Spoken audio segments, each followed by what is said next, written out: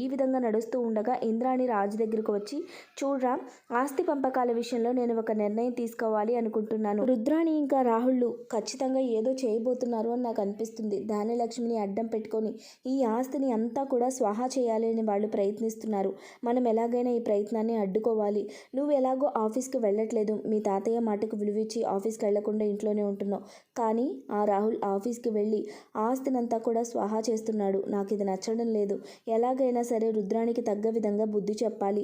తన భర్త ఎక్కడున్నా సరే ఇక్కడికి రావాలి, వాళ్ళు తనతో వెళ్ళిపోవాలి. నువ్వు ఈ విధంగా ప్లాన్ చెయ్యి అని చెప్పి ఇంద్రాణి చెప్పడంతో రాజ్ ఆ విధంగా ప్రయత్నిస్తాడు. ఇక రాజ్ ఏదైతే తెలుసుకోవాలి అని చెప్పి ప్రయత్నిస్తున్నాడో తర్వాత రాజ్కి షాకింగ్ విషయాలైతే బయటపడతాయి. రుద్రాణియే కావాలని తన భర్తని వదిలేసి రావడము, ఇక తను ఇప్పుడు ఒక మంచి కోటీశ్వరుడిగా సెటిల్ కావడము అన్నీ తెలుసుకుంటాడు.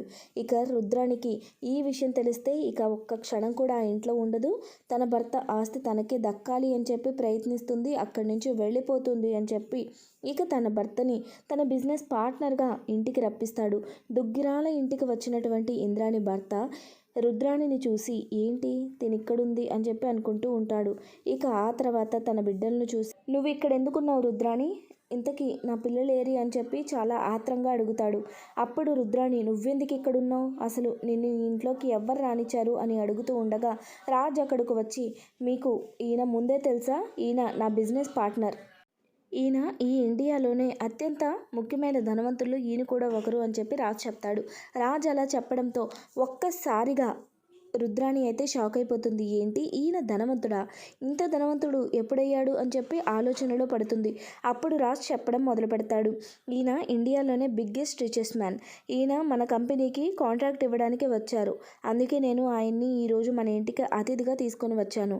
ఈయనకు ఈరోజు ఇక్కడ మనం భోజనం పెట్టి ఆయనకు గౌరవంగా చూసుకుందాం అని చెప్పి అంటాడు. అప్పుడు రుద్రాణి రాహుల్ దగ్గరకు వెళ్ళి, ఈయనే మీ కన్నతండ్రి గారు అని చెప్పి చెప్తుంది. అప్పుడు రాహుల్ అయితే షాక్ అయిపోతాడు. ఏంటి ఈయన మా నాన్న అని చెప్పి అనుకుంటూ ఉంటాడు. అప్పుడు అతను రాహుల్ దగ్గరకు వచ్చి, నువ్వు నా కొడుకువా, ఇంత పెద్దవాడివైపోయావా, నాకు చాలా సంతోషంగా ఉంది అని చెప్పి హక్ చేసుకుంటాడు. ఇక రుద్రాణి అయితే గాల్లో తేలిపోతూ ఉంటుంది. ఇక తను కూడా రుద్రాణి ఇంకా తన కొడుకుని తీసుకొని అక్కడి నుంచి వెళ్ళిపోతాను అని చెప్పి అడుగుతాడు. అప్పుడు రుద్రాణి కూడా నేను మీతో రావడానికి సిద్ధంగా ఉన్నాను అని చెప్పి అంటుంది. ఇక ఆ విధంగా రుద్రాణిని ఇంటి నుంచి బయటకు పంపించేస్తారు. ఇక ఇదిలా ఉండగా ధాన్యలక్ష్మి మనసును కూడా మార్చేస్తూ ఉంటుంది ఇంద్రాణి, అపర్ణ ఇద్దరు కలిసి.